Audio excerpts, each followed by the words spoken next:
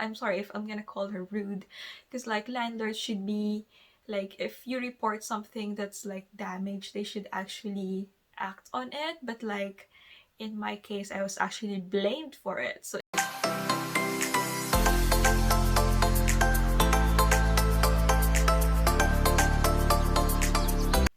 hi guys, it's Danica and welcome back to my channel. To those who are new to my channel, welcome. My name is Danica. I'm a registered nurse in the Philippines and also here in the UK. If you're new on my channel, then I encourage you to click on the subscribe button below and also the bell button beside it so that you will be notified every time that we have an update. So guys, for today's video would be like the part 2 of my first vlog. So if you haven't watched it, then I actually encourage you to watch the flat tips first and then this one. So this one is gonna be all about how to rent a flat or a house here in the UK. So it's gonna be literally the process that would take, what do you expect when you moved out. So yeah, so if you guys are interested in this video, then please keep on watching. So after actually a place to stay here that you really like, the next thing you would consider is actually, will it gonna be a private landlord or a letting agent? So on my first flat, it's actually through an agent, letting agent, but they passed me to the landlord after the viewing. So it's actually the landlord who's hands-on with everything. If you're lucky, landlords could really be great, but with my experience, they're not. So I personally would prefer to have it through a letting agent. So when you're actually renting a place through a private landlord, it's less complicated. Before I'm actually communicating directly to the landlord,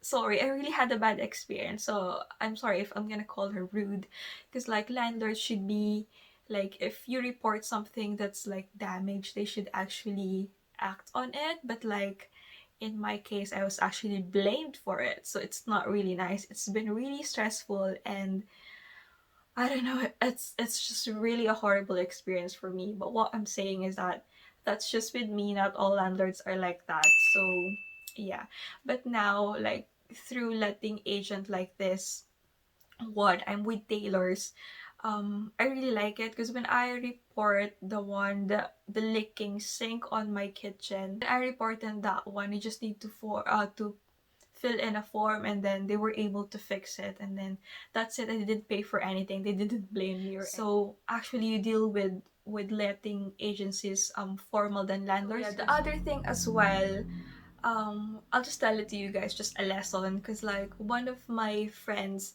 actually rented out a place. Initially it was advertised as £950 a month, so 3 of them will be sharing. And then when they actually agreed, like they're gonna move into that place, the landlord say, oh actually no, because you three are not family. So like he made it like £1,500 a month, so that's like 500 each for them, which is not really right. Also, I'm actually telling him, my friend, like, why did you actually agree? Basically it's really wrong. It's like not kind of legal, I don't know, they just agreed with it. But like here, regardless if you're family or like three individuals renting a place, it should be on how much it was actually advertised. So like these are like some of the scenarios that you would like to think about if you're gonna have a private landlord. But then again, I'm not saying everyone is like that. Let's move forward now to the actual steps. So after you actually found it, you need to contact them for viewing. You can email them or actually call them, which is easier and quicker, because sometimes so many people are also contacting the agency for viewing. So first come, first serve, you know. So if you really like the place, call them immediately, arrange for a viewing. So yeah, once you're actually set for the viewing, so you go around, check the place, you know, it actually just takes a few minutes. You're literally just gonna like look around the place. Maybe some people would be more fuzzy, like ask few questions like that, but for me it has been just really quick when I have my viewings. And then after that, you're just gonna, you don't need to decide that time. So after the viewing, you just let them know if you maybe like it, or like contact them. Actually made your decision already. So again, if you really like the place, make sure not to take so long because other people are also viewing. So it might be unavailable the moment you actually decided like, yeah, I really want that place. So yes, contact them immediately so they can start the process. So I'll be talking about the process through a letting agent. So when I said, okay, yeah, we'll take the place. So the process already started. So with tailors, they actually have an account. So it's actually a process. I need to just follow what needs to be done. They basically created an account for me for Taylor so I can view what the process is. So actually just gonna be doing like a background check, which was like the same if you're gonna be with the landlord tenancy. Most important bit I think would be your salary. So you should be able to afford actually the monthly rent. They have a basis on that. I think 30 times. You should be earning 30 times the amount of the rent, something like that. So for example, the place is like 500, so 500 times 30, how much would that be? I don't know, but like your annual salary should be more than that to actually qualify. And if not, you would need to have a guarantor for that. So it's a bit more complicated with that. But with me, I didn't need a guarantor, so that's fine. What else? They need a copy of my um passport. What else? Residence permit, social insurance number, which will be on your BRP, and what else? Do they need a reference? I think they do.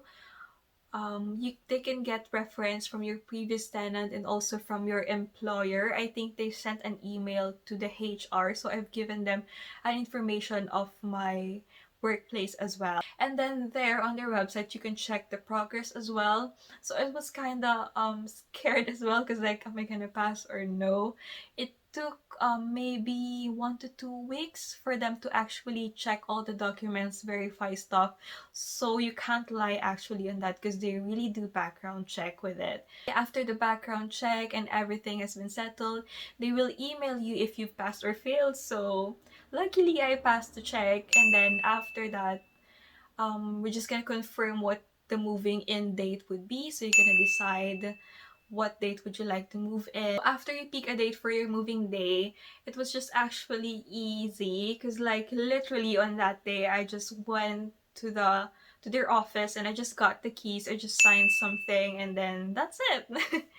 Ready. So guys, also take note that your tenancy starts when they hand over the key. Actually, I was asking the agent initially like, could I get the key in advance? I'm not moving in yet, but I'm just gonna put some stuff here because you know it's quite hassle like to put all your stuff on the moving in date, but like not really, you can't do that because like if you got the key, then that's it, you can do whatever you want to do with the place. But again, it still depends on your agency. That's what happens. So when they hand you the key, that's your start.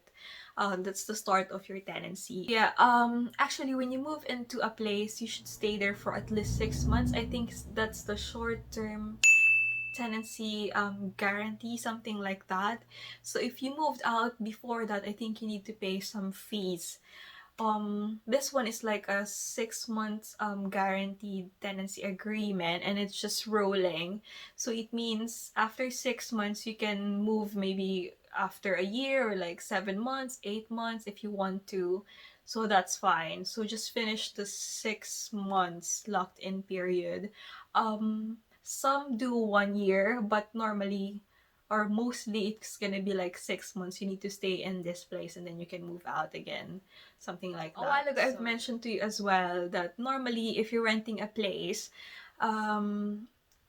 whenever there's like a leak probably in your sink or like a clog as well, you just report it, and actually it should be the landlord's responsibility to fix those things. And if you want to like nail something probably on the wall or stuff like that, you need to ask them first. So for me, I had a problem with my bathroom because it didn't have a mirror on it, so I just asked them if it's fine to nail something on it for the mirror, because if it's just a sticky a sticky hook, it keeps on falling, so they agreed on that, so I'm very happy. So now I've got a bigger mirror there, so it's fixed, so that's fine. Don't do something that's not permitted because they're gonna check as well when you move out, and you might need to pay something if you change something or you destroyed something, stuff like that. So yeah. And what else? Lastly, if you're renting a place like this that's unfurnished and like all of your stuff is like you bought it on your own, sure to have a insurance as well. For me, I'm with 𝗓𝗂, so I pay, how much do I pay now? 12, 15? I can't remember. 12, 15 pounds monthly for a contents insurance. Like my washing machine stopped working, I just need to contact them and make a claim. So that's very wise. At least, you know, you make sure like your stuff is insured. Especially, I bought so much stuff now. It's just wise to actually have an insurance as well. So yeah, I think that's it. That's the process. It's quite easy. And if you still have questions that maybe I forget to mention some stuff, please comment down below and I will try to answer them. Again, if you find this video helpful, please don't forget to like and subscribe. And I'll see you again in my next video.